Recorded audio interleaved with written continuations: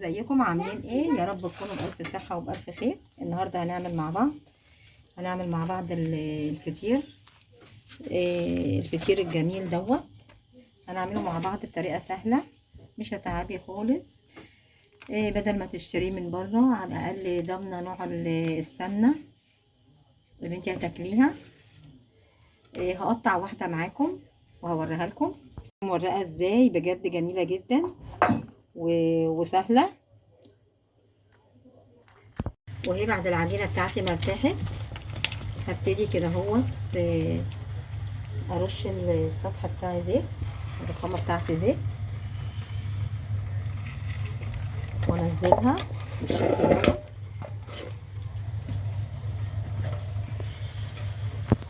وابتدي الفها بالشكل دوت واقطعها.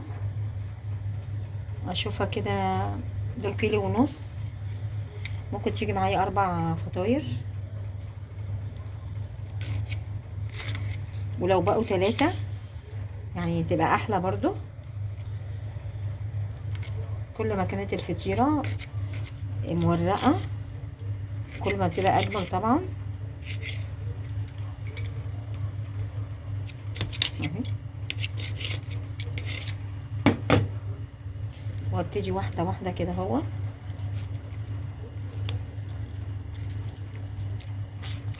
واحده، وبرضو خليها ترتاح تاني. طبعا مقطعاهم مش كلهم مقاس واحد، بالبركه كده اهو، اسيبها ترتاح. هي التوريق، دي سمنه بلدي، زبده، دي كريمه لباني، وطبعا الزيت ده اللي هفرده على سطح الرخامه. هجيب معايا طبق كبير، وابتدي اضيف المكونات كلها بتاعتي، والزبده كمان. طبعا الفطير معروف، الفطير يعني سمنه كريمه،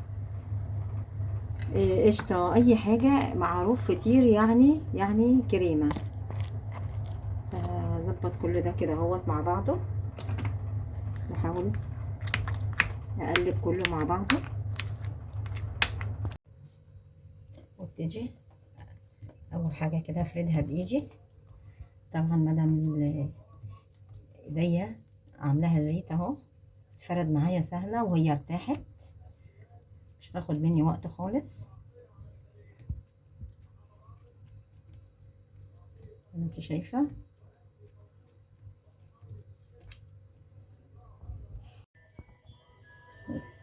اهي بايدي اتفرد معايا من غير نشابه ولا اي حاجه. هفردها معاكم كبيره خالص، هتبقى ممكن اكمل بدي عادي خالص.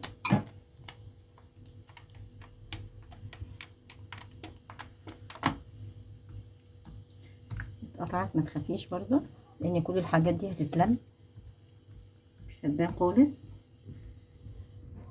وابتدي بقى لازم اعمل هدخل الهواء كده اهو فيها، وافرد نفس الحكايه، ما تخافيش خالص حتى لو اتقطعت.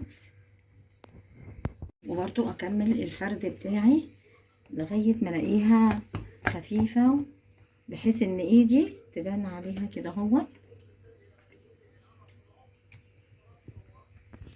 ابتدي افرد على الفطيره بتاعتي، افرد بايدي، مش لازم معلقه ولا حاجه.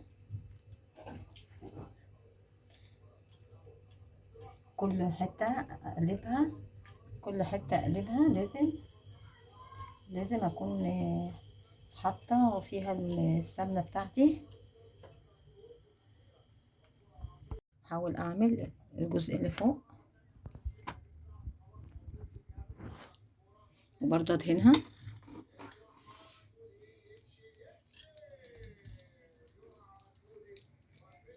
ما تخافيش، مش هيبقى دسم ولا حاجه. وقلبت الناحيه التانية، ونفس الحكاية كل حاجة نعملها بالسمنة. ودي كمان هلفها السمنة بتاعتي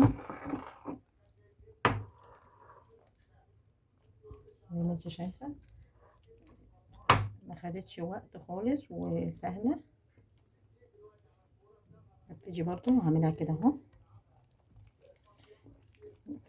وهعملها كده اهو.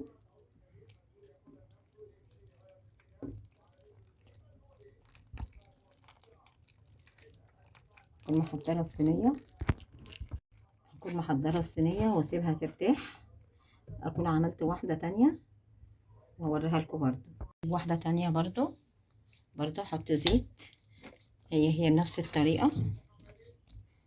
كل ما العجينة ترتاح معاكي هيبقى احسن طبعا. بصي بتتفرد معايا سهلة جدا جدا. بصي يمكن دي كمان ما خدتش وقت عن التانية. تيجي برضو افردها كده اهو.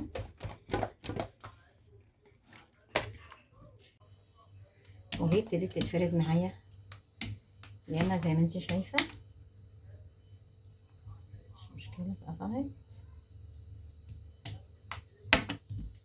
تيجي بقى افرد بايدي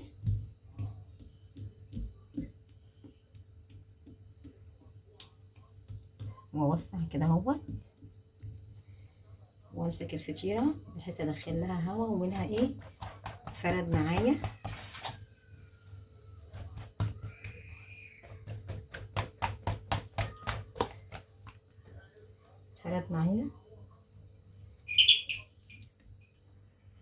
اهو زي ما انت شايفة. فردت الجنب دوت والجنب ده نفس الحكاية.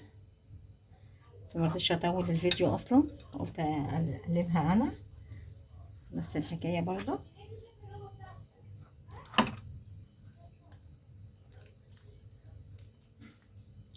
وابتدي اعملها كده اهو زي الظرف.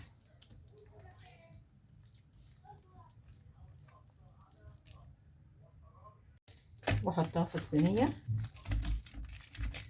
واسيبها تريح واوريهولك قبل ما ادخلها الفرن. واشدها برضو انا عن نفسي بستسهل الطريقة دي. انا عن نفسي بستسهل.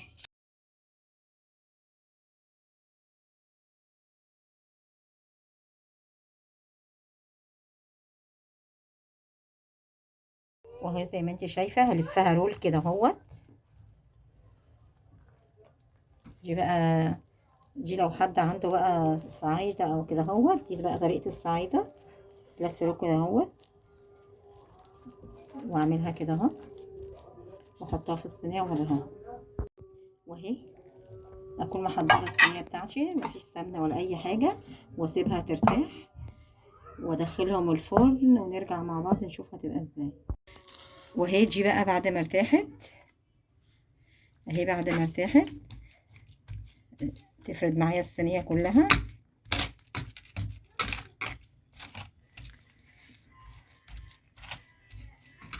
زي ما انت شايفة مرتاحة خالص، خدت وضع الصينية كلها. وهو بعد ما طلعوا بالشكل الجميل دوت، طبعا انت ممكن لو انت حباها كده اهو ترشي عليها بخة مية صغيرة خالص عشان ايه بس على اساس تبقى طرية معاكي، او ممكن تغطيه حسب ما انت عايزة. زي ما انت شايفة هقطعه معاكم واوريهولكوا دلوقتي. وهي الطريقة اللي انا قلتلك عليها اللي هي الاخيرة خالص دي الرول خالص، ان انا عملتها لكم بطريقة الرول.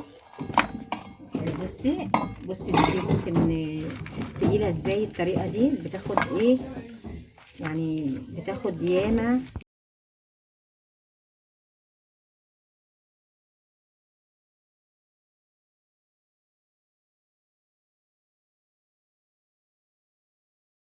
بعد ما قطعتها معاكم بجد بجد روعة. وبصي طبقات ازاي، طبعا مش قادرة عشان ايدي.